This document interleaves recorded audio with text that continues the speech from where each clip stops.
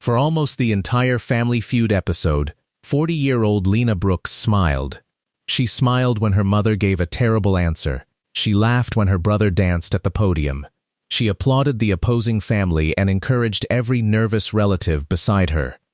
But Steve Harvey noticed that Lena's smile disappeared whenever she looked at the empty fifth position on her family's side of the stage. The Brooks family had arrived with only 4 contestants. Producers said a fifth relative had been unable to attend. No one explained further. Near the end of the game, Steve walked toward Lena and asked a simple question. "Who should be standing beside you today?" Lena tried to answer. No sound came out. Her mother Dorothy reached for her hand. Lena looked down at the small blue wristband she had worn throughout the game. Printed across it were the words, "Elijah's brave team." "My son," she finally whispered. Steve's expression softened. "Where is he?" Lena closed her eyes. "He died 43 days ago." The studio became completely silent. The application that brought the Brooks family to Family Feud had not been completed by Lena. Her 10-year-old son, Elijah, submitted it from a hospital bed while undergoing treatment for leukemia. He made his mother promise that if the show called, the family would go even if he could not.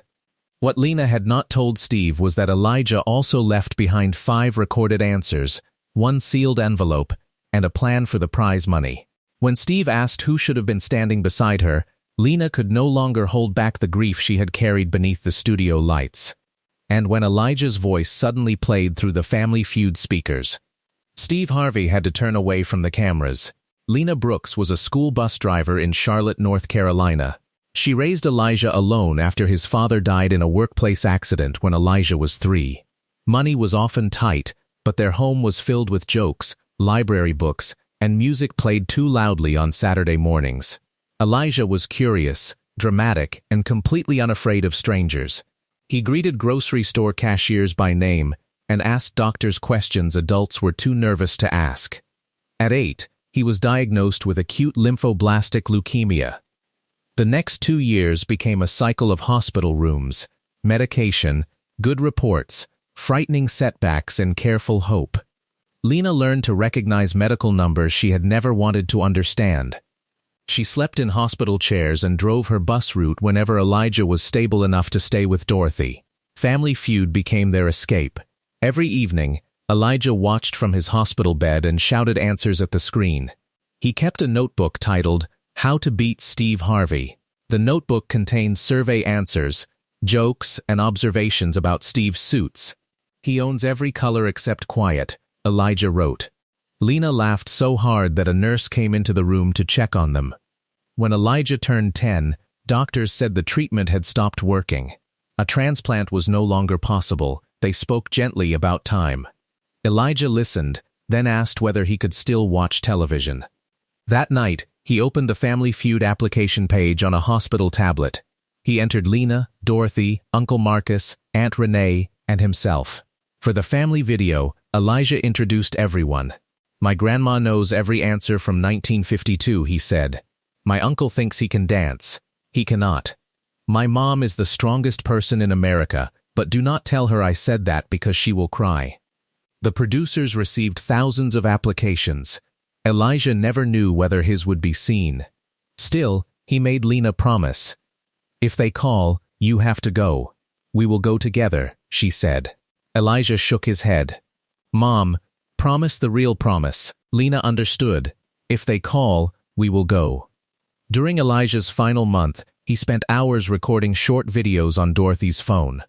He answered possible fast money questions and addressed messages to each family member. He also wrote a letter to Steve Harvey. Lena did not know about the recordings. Dorothy helped him because Elijah said his mother needed a surprise bigger than sad. He chose a purpose for any prize money. During treatment, Elijah noticed that the children's oncology floor had old books and only 2 working tablets.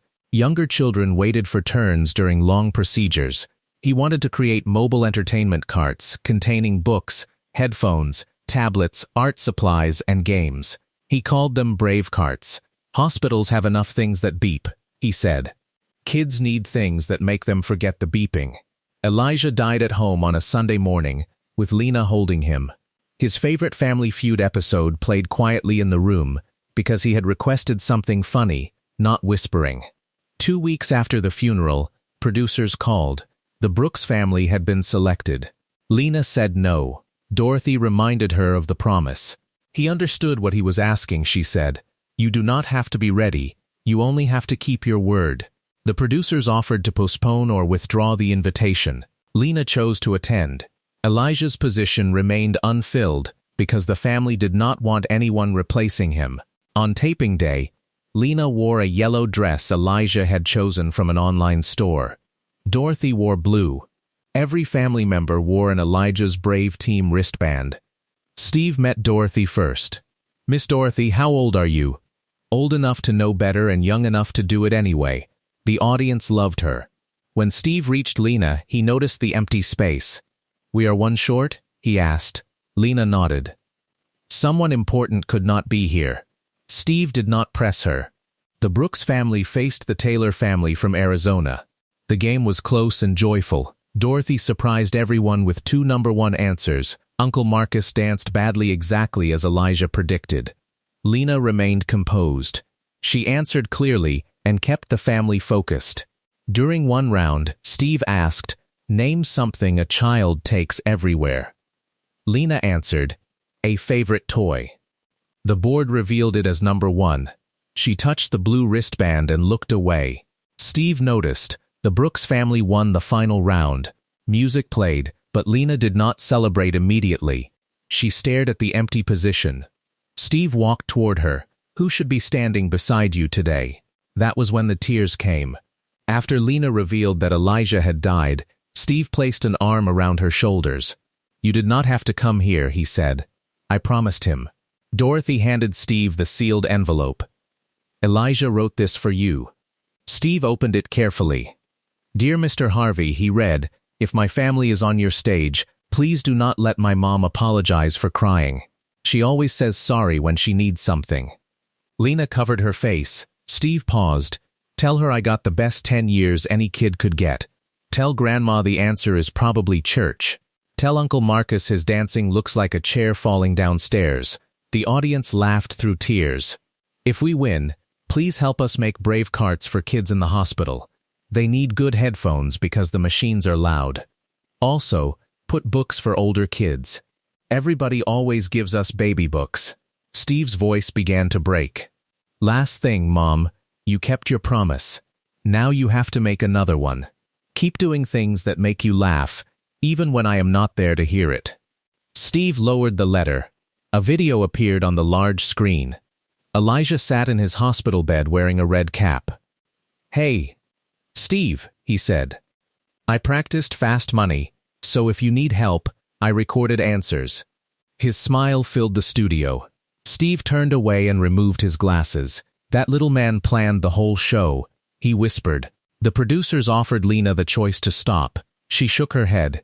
He wanted to play. Uncle Marcus completed the first fast money round and scored 126 points. Lena needed 74. Before she began, Steve asked whether she wanted Elijah's recorded answers used instead. "Let him answer with me," she said. The questions were not the ones Elijah recorded, but producers played one of his practice messages before each reveal. Steve asked, "Name something children complain about doing." "Homework," Lena answered. Elijah's recorded voice played, "Homework." Obviously, it was the number 1 answer. "Name something people bring to a hospital patient."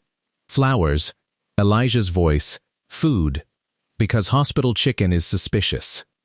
Flowers earned enough points to keep them moving. With the final answer, the family reached exactly 200 points. Confetti fell. Lena dropped to her knees, crying and laughing at the same time. Steve helped her stand. "Your baby got you here," he said, "but you had the courage to show up." The family won $20,000. Steve announced that his foundation would match the prize for the Brave Cart project. Then members of the Taylor family approached. They offered $5,000 from their own winnings.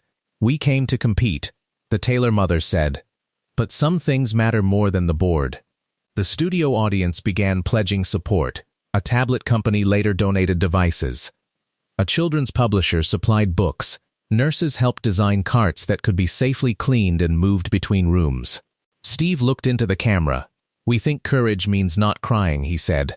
"This woman showed up 43 days after losing her son because she gave him her word. Courage is not a dry face. Courage is doing the loving thing while your heart is breaking." He turned to Lena. "And you do not apologize for one tear today."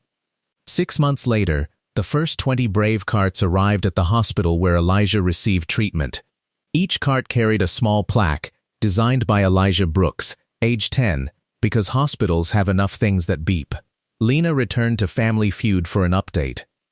She looked stronger, though grief remained visible. "People keep asking if I am healed," she told Steve. "I am learning that grief is not an illness you finish. It is love learning a different address." Steve nodded slowly. The update showed children using headphones during treatment, teenagers reading new books, and siblings drawing together while waiting. One mother said a brave cart helped her daughter remain calm during a difficult procedure. A nurse explained that the carts did more than entertain children. They gave families small moments of choice in an environment where almost every choice had been taken away. The project expanded to 12 hospitals in its first year. Lena left her bus driving job and became the program coordinator. She insisted on receiving a modest salary because Elijah had told her, "Helping people is still work, Mom." Dorothy managed volunteers. Uncle Marcus delivered carts and continued dancing badly at fundraising events. Years later, Steve was asked why he had questioned Lena about the empty space. "I almost did not ask," he said. "She looked like someone using every ounce of strength to stay standing." But sometimes people do not need us to avoid their pain. They need us to notice it gently. He kept Elijah's letter in his office. The line he remembered most was not about the carts or the game. It was Elijah's instruction to his mother: "Keep doing things that make you laugh." Lena followed it. She cried at every milestone. She also laughed when children placed silly stickers on the carts, when Dorothy argued with volunteers, and when Elijah's old videos surprised her with jokes she had forgotten. On the 5th anniversary of his death, Brave Carts reached its 100th hospital.